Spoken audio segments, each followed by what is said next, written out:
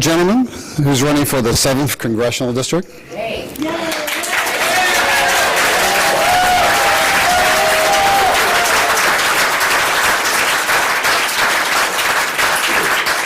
And he just missed his old boss by a few minutes. Mr. Igor Birman.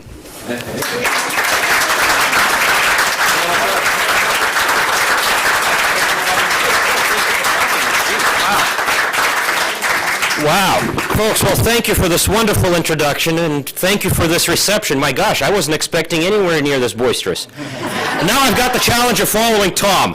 So, but look, I want to thank you all very much for coming. Good afternoon. Good afternoon to the NSA. In case they're listening, they probably are.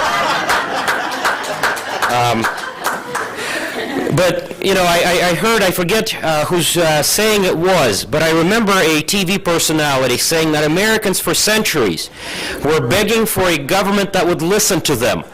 Well, what are they complaining about? Now they finally got a government that's listening to every word that they say.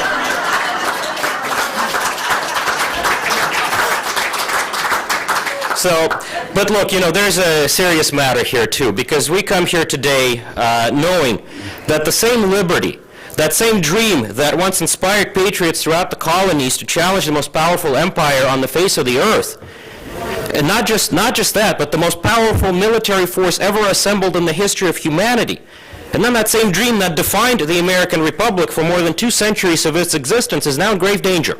Yep. We know all that. But here's the thing. That liberty is in danger not because freedom has failed, but because we, the American people, have taken it for granted for much too long. Yeah.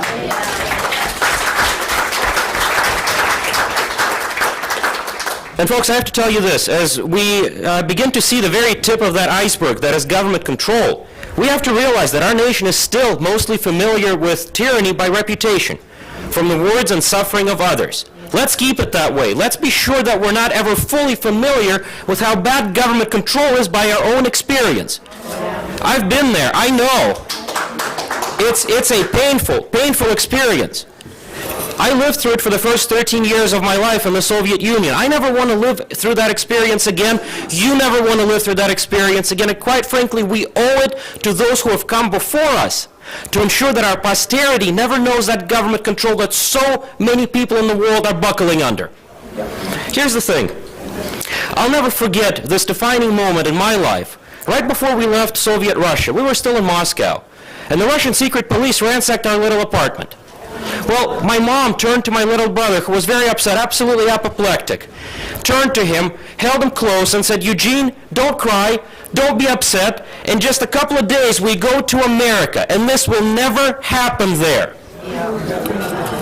Now, you can tell that this was before the Patriot Act was passed.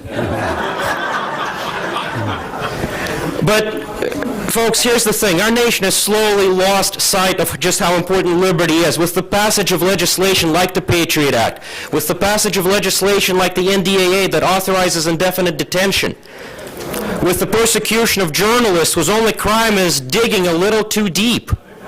Folks, we've seen it. It's all happening on our watch. We now live under a government where those who disagree with them are intimidated by the most feared and powerful arms. And those who really disagree are threatened with persecution, IRS audits, etc. This is not just an academic conversation. This is real. This is going on all around us. And by the way, here's the most pernicious part. Here's the scariest part. They say it's for our own good. Well, you know, I heard a quote once from C.S. Lewis. It is absolutely brilliant. He said, "Of all tyrannies, a tyranny exercised for the good of its victims may be the most oppressive. It may be better to live under robber barons than under omnipotent moral busybodies. The robber baron's cruelty may sometimes sleep. His cupidity may at some point be satiated. But those who torment us for our own good will torment us without end, for they do so with the approval of their own conscience."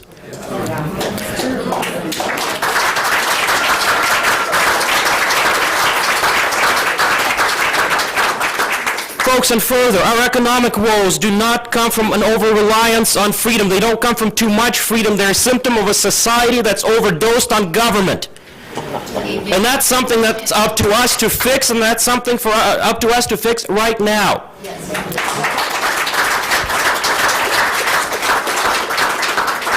And liberty is the answer to Republican Party winning elections time after time and again in California. Because people have now had a first-row seat to all of the excesses of government control. They can't take it anymore. And here's the thing. Our party was founded on freedom.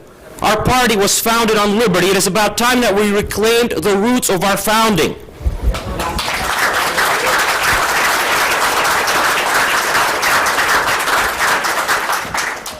Here's the thing. Our future is liberty. I believe in that. I believe in that very fervently, which is why I'm running for Congress.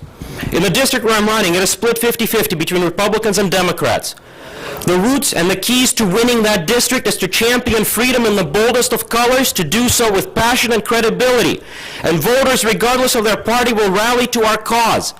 Because big government hurts across all party lines, across all walks of life. And it's now created a generation that is familiar with what's about to come. And I'll have to tell you, folks, it is because my parents risked their lives to bring me to this country. That's what's inspired me to stand up and warn about the road that we're going, because I've been down that road. I've lived under a leader that's governed by decree. I've lived in a place where the secret police didn't bother with search warrants or those quaint notions of probable cause. Folks, we can't let that come to America. I'll close with this. Ronald Reagan used to tell the story of a Cuban refugee who told his story of coming to freedom to two of Ronald Reagan's friends. And during that story, one of Ronald Reagan's friends turned to the other and said, "My God, how lucky we are to live in America," because he had just heard all of these terrible details of living under Castro. But the Cuban interrupted right back and said, "You're the lucky ones." No, I am the lucky one because I had some place to escape to. And what Ronald Reagan said was this. In that one sentence, the Cuban had told us his entire story. He needed to say no more. This is freedom's last stand on earth. And folks, we have to defend it. We have to defend it right here. We have to defend it in California.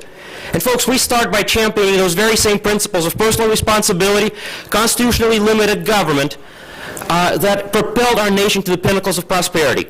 Folks, candidates like me need your help. I appreciate the endorsement of the Liberty Caucus. I look forward to working with you. But please remember, the key to winning elections in California is by campaigning on nothing but pure, unadulterated liberty. Let's go out there and do that. Thank you all very much.